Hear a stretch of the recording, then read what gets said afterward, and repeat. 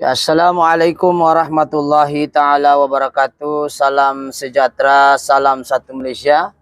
Salam daripada Borneo, ya. Salam Madani, ya. Salam Madani. Jadi hari ini alhamdulillah kita ada satu perkongsian yaitu Hyundai Getz, Hyundai Getz, di mana keluhan orang ini ialah pada mulanya dia datang adalah kereta ini overheat dan mungkin dia paksa lama-lama benda ini tidak hidup, dan kita dipahamkan kereta ini memang kalau nampak status dia memang agak teruk lah. Jadi niat kita awalan dia adalah sekadar top overhaul saja. Jadi sebelum kita lebih lanjut, insyaallah kita apa-apa pekerjaan yang baik kita mulakan dengan bismillahirrahmanirrahim. Semoga pekerjaan kita yang baik itu dimuliakan dan diberkati oleh Allah Subhanahu wa taala. Jadi apa yang kita mau share di sini ialah apa aduan orang ini ialah kereta ini memang towing di sini dan dipahamkan kereta ini overheat, dan kita ya ingatkan nak angkat head saja, yaitu top overhaul saja, yaitu atas ya top saja.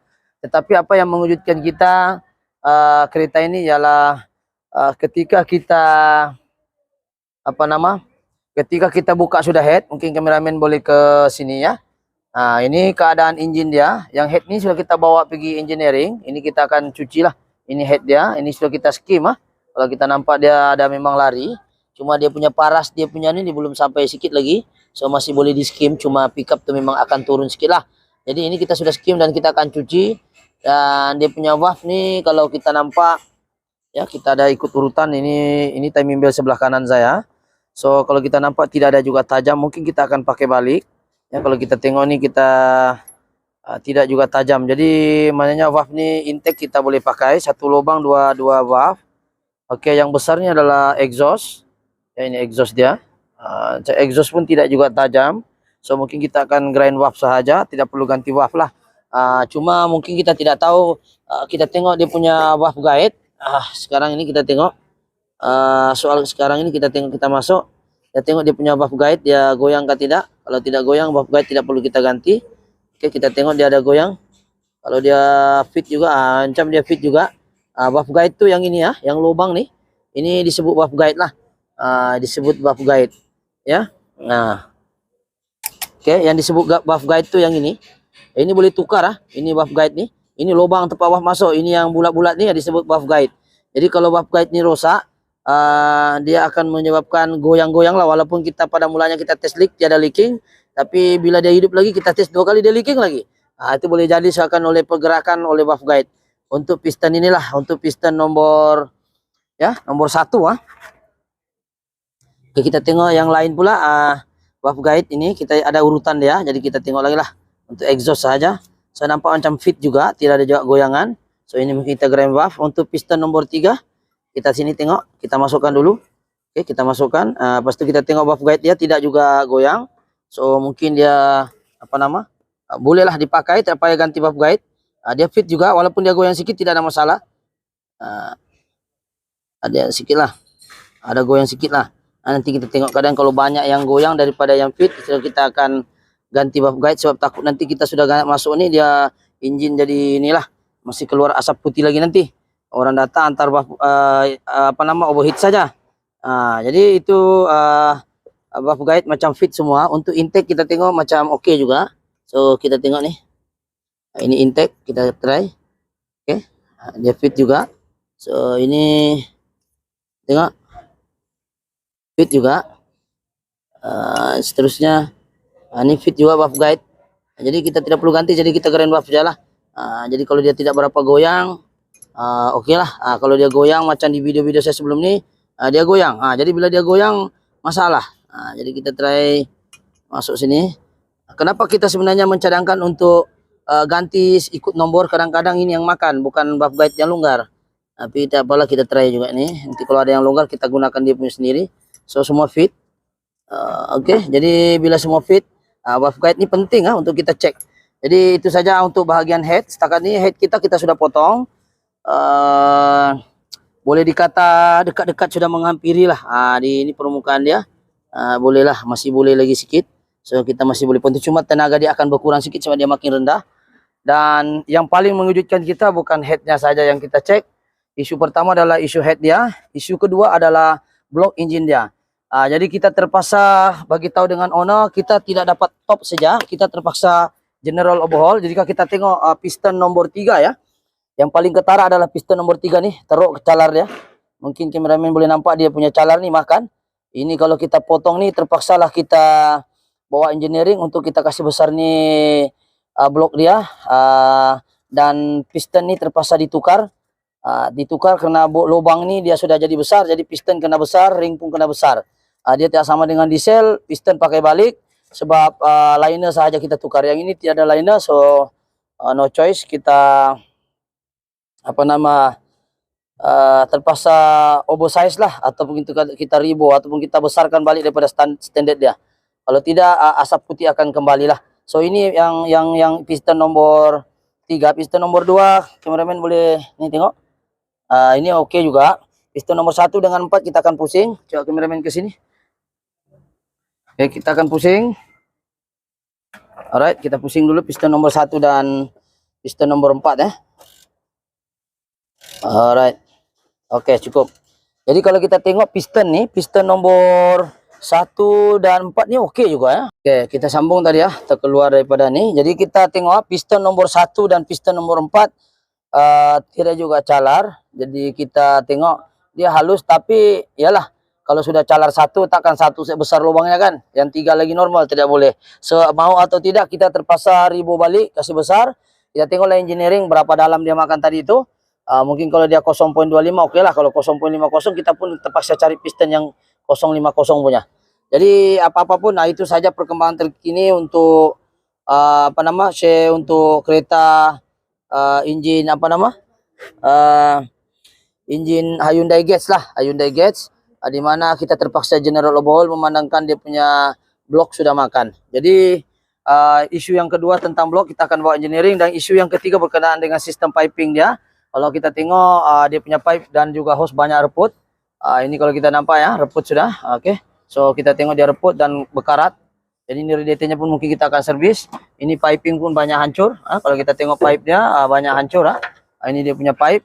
Banyak karat-karat nih sudah cibek, sudah sumbing sudah dia nih. Ini pun kita nih, ini pun sudah tertanggal daripada yang sepatutnya dia melekat tapi tertanggal. So ini insyaallah mudah-mudahan ada jual lah. Sebab Hyundai punya barang nih paham-paham sajalah. Susah mau cari, dan kalau dapat pun harganya pun paham-paham lah. Oke, jadi itu sistem piping air pun kita tengok heater nih, kita tengok keras sudah. Ini pun bahaya juga. Ini heater masuk air panas, mana tahu pakai kereta ni demam ke pialu sejuk, boleh pakai heater. Inilah hose dia, ada masuk ada keluar. So ini pun reput. Oke, seterusnya kalau kita nampak ni kereta masalah kepada sistem piping, kebanyakan getah sudah keras, dan kebanyakan wiring pun banyak reput. Ni kita tengok wiring connector pun banyak reput. Ini pun sudah reput. Ini reput. Ini kita tengok crankshaft sensor kapan. Ini kita pun ni 4 ini macam oxygen sensor pun dia. Ini yang lain-lain masih ada soket-soketnya. Jadi kereta ini memang agak berisiko untuk kita buka ya, sebab banyak dia punya soket sudah reput-reput. Takut nanti tidak overheat sudah, engine sudah senyap, tapi kadang touching itu menyebabkan vibration. Jadi apapun kesimpulannya, kita overhaul dulu, kita tengok bagaimana keadaan dia. Lepas itu mungkin kita akan buka water pump. So kameramen dari sebelah sini. Oke, water pump. Kalau kita nampak ini sistem piping dia memang berkarat ya, kita tengok dia karat. Karat, jadi mungkin water pump dia. Ini water pump. Ini water pump kita akan water pump satu set ni kita mungkin kalau teruk kita akan gantilah. Tapi kita tengok dulu, kalau dia blade-nya masih cantik, kita akan bersihkan saja, tidak perlu ganti. Tetapi untuk kereta ni nampaknya banyak apa bahasa Inggrisnya orang bilang itu WNT ya, apapun tidak paham, tetapi kesimpulannya banyak benda yang kita kena cek betul-betul daripada sistem perpaipan dan juga sistem wiring dan juga sistem mechanical dia, yaitu head dengan block. Dan yang ini kalau kita tidak terlepas pandang, dia punya head gasket Ini kereta macam pernah juga overhaul dulu. Dan ini gasket pun tengok, kalau sini dia ada kesan-kesan saya tidak tahu di mana dia bikin, tetapi kereta ini pernah sudah overheat, sebab itu dia ada rendah sikit. Jadi kita mungkin macam mana mau cakap dengan ownernya. Jadi nut itu mungkin kita terpaksa lapis washer sebab dia makin rendah, nut makin standard masih lagi kita kena lapis, takut dia tembus pergi bawah ni, dia dalam ke bawah. Sebab head sudah makin rendah, jadi kita ketatkan pun tak ada guna sebab dia punya limit mungkin sampai. Jadi kita akan test nanti berapakah limitnya sampai kedalaman dia. Jadi ini head gasket dia, ya, dia duduk di mana? Dia duduk sinilah. Kalau kita nampak ini head dia, dia duduk sinilah. Begitu dong begini. Dia duduk begini. Dia duduk gitulah, ya. Jadi sekarang dia terbakar lagi. Mudah-mudahan kali ketiga, kalau ketiga lah, mudah-mudahan dia bertahan lah ini kereta insyaAllah. Jadi isu yang terakhir yang kita mau bahas adalah sistem belting dia. Kalau kita tengok beltingnya ni memang ini bukan sudah orang bilang tidak boleh pakai. Ini orang bilang sampai ke hujung nyawa sudah ini. Tunggu hari bulan ini tertanggal lah ini. Nah, boleh dikopek-kopek lagi. Nah, dia pecah mereka-reka dan timing belnya, timing bel tidak juga tapi dia ada lekuk-lekuk. So kita akan mencadangkan dengan owner untuk kita ganti sekali timing bel. Dan radiator ni memang kita akan servis. Jadi sistem radiator kita akan servis juga sebab keadaan kondisi kereta dia agak teruk. Jadi itu sahajalah perbahasan hari ini yang kita boleh share. Mudah-mudahan Hyundai Getz ini dapat disetelkan secepat yang boleh. Yang kita takut bukan masalah kerja, tapi masalah part dia. Jadi insyaAllah kita cuba ikut part 2 nanti. Ini part 1 saja, yaitu perkembangan general overhaul untuk Hyundai Getz. Jadi itu saja perkongsian pada hari ini. Kameramen berapa menit? Jadi saya rasa itu siapa perkongsian. Mungkin Hyundai Getz ini jarang dikongsi barangkali. Sebab kita sebenarnya sengaja kongsi ini supaya kita alert tentang kepada mereka yang menggunakan Hyundai Getz ini kena lebih alert tentang dari segi coolant, penjagaan kendaraan supaya tidak overheat, radiator, termostat, ya, banyak lagi benda-benda yang kita kena alert tentang ni sebab kereta ni jarang dia punya part. Jadi kita takut nanti kerja ada, kita mampu bikin tapi alat dia lambat sampai ataupun mungkin tidak ada stok. Itu yang kita risau. Tapi insyaAllah kita akan usahakan yang terbaik untuk kereta ni.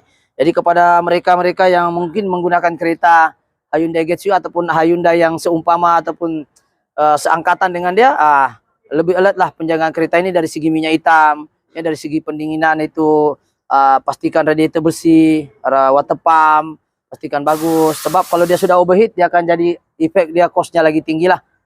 Kalau minyak hitam kau tidak jaga, puncanya ini adalah kalau kita nampak tadi dia calar ni adalah lebih kepada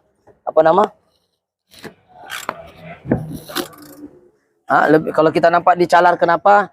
Video-video sebelum ini kita ada bagi tahu ini minyak hitam tidak dijaga dan menyebabkan dia jam itu ring piston, akhirnya kering dan boleh menghasilkan efek sampingan lain, yaitu dia akan makan badan dia sendiri. Sepatutnya benda ini dia tidak akan makan kalau minyak itu cukup. Jadi mungkin minyak itu pekat ataupun dia tidak cukup. Jadi dia akan makan badan dia besi, jumpa besi bergeser tanpa pelinciran, dia akan efek jangka panjang lah.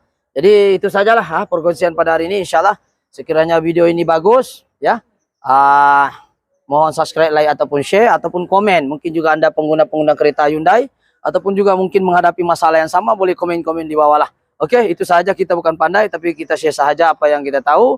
Mudah-mudahan ilmu yang serba sedikit ini memberi manfaat pada orang lain. InsyaAllah. Assalamualaikum. Thank you.